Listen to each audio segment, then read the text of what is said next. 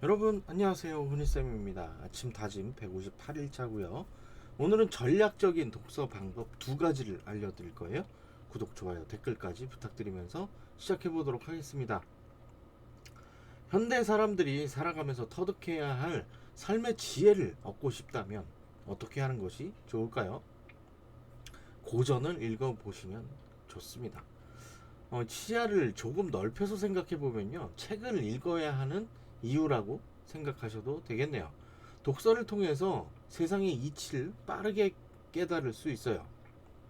시대가 변해도 사람들 사이에 지켜야 할 예의는 변하지 않으니까요. 만약 변화한다면 정의란 무엇인지를 고민하게 만들기도 합니다. 어떤 사상을 만나더라도 변하지 않아야 한다고 정의라고 볼 수 있기 때문이죠.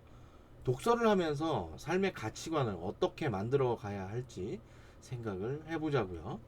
독서를 할 때는 전략적으로 해야 합니다. 책을 여러 권 읽을 때가 있는데요. 두 가지의 방법이 있습니다. 하나는 같은 종류의 책을 여러 권 읽는 방법이에요. 저자는 다르지만 공통적인 이야기가 있거든요. 같은 분야에서 공통적인 이야기는 그 분야의 특징이라고 볼 수 있겠네요. 이런 것들만 따로 기록하면서 책을 읽어보는 거예요. 다른 이야기를 하는 경우는 예외적으로 생각을 해도 됩니다. 참고해서 읽어두는 거죠. 전략적인 독서의 다른 하나는 스토리를 구성하면서 읽는 방법이에요. 독서에 관한 책을 읽고 난 후에 글 쓰는 책을 읽고 쓴 글을 활용하는 방법이나 책을 출판하는 책을 읽습니다. 하나의 스토리를 만들어낼 수 있으면 되는 거죠. 맥락이 만들어지면 그것 자체가 이야기가 되는 거예요. 물론 처음에는 이 방식이 어려운데요. 어떻게 책을 연결해서 읽을지에 관한 고민이 되기도 하죠. 어떤 일을 할 때는 전략적으로 하는 것이 좋습니다. 접근을 할 때도 마찬가지고요. 충분히 공부하고 연구해서 시도를 하는 거예요.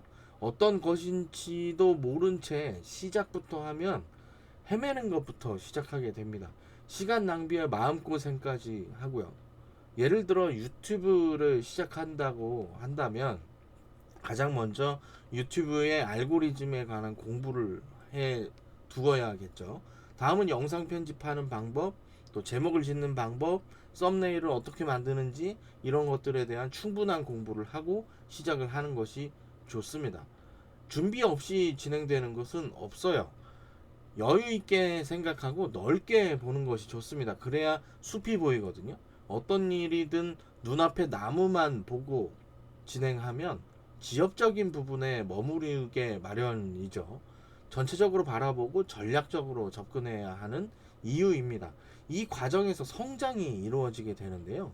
성장은 준비된 자에게 옵니다. 물론 누구나 성장은 하죠. 빠르게 성장을 할 것인가, 아니면 오랜 기간에 걸쳐서 성장을 할 것인가, 이것은 자신의 마음가짐에 달려 있으니까요.